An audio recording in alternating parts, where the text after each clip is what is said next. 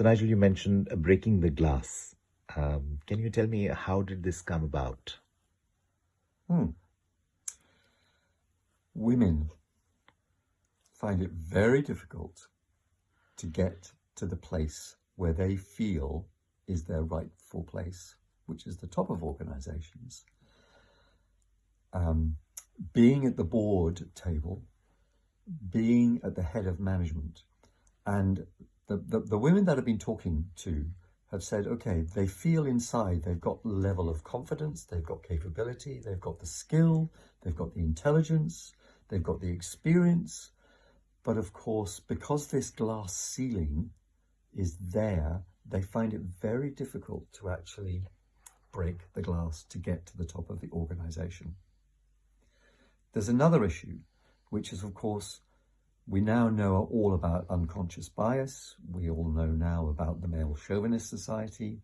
We know that a lot of the major corporations around the world are run by the male gender, and that some women, sometimes, Margaret Thatcher, for instance, has to take on male characteristics in order to perform well in a male society. Now, the women that I've been talking to are saying, well, we like to be our authentic selves. We are considered to be a bit more sensitive. We do listen in a different way. We pick up different nuances. And of course, when we're there, when we finally get to the head of the organization, or when we finally get to the board of management, we're often, first of all, drowned out by men because they don't stop and listen.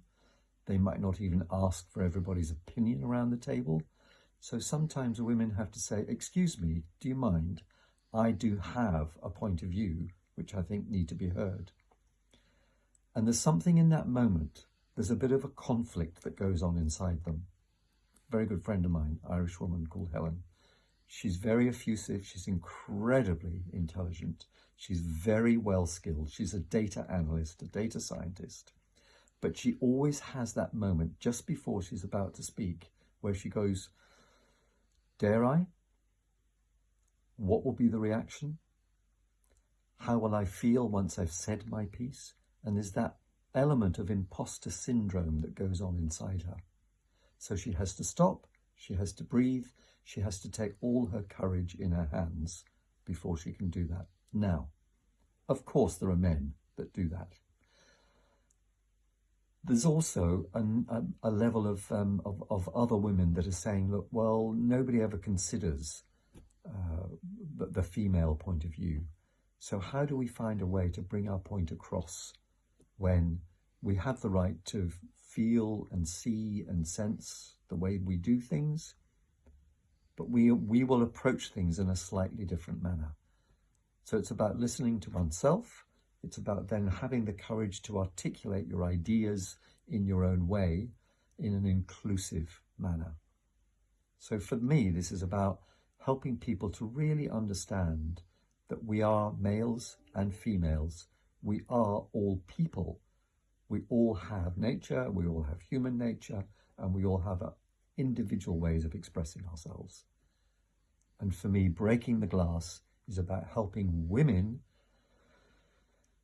to really have the courage, the confidence for them to speak up, speak out, stand out for themselves. Thank you.